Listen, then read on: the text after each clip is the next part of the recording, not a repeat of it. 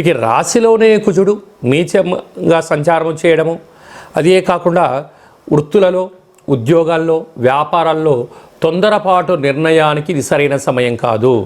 ఆవేశపడి పెట్టుబడులు పెట్టి అప్పులు తెచ్చి చేశారా, రాబోయే కాలం ఇబ్బంది కాలం.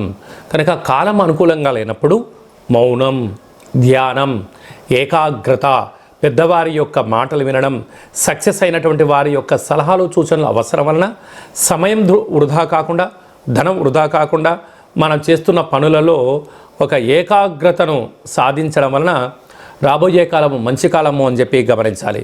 తృతీయంలో కేతు, సంతాన స్థానంలో బుధాదిత్య రాజయోగం ఉండడం వలన నూతనంగా వివాహమైన వారికి పుత్రిక సంతాన యోగము, పిల్లల యొక్క చదువులు, పిల్లల యొక్క అభివృద్ధి, పిల్లల యొక్క కెరియర్ని తీర్చిదిద్దడంలో కర్కాటక రాశి వారికి కొద్దిపాటి సమయం కేటాయించాలని చెప్పి గమనించాలి.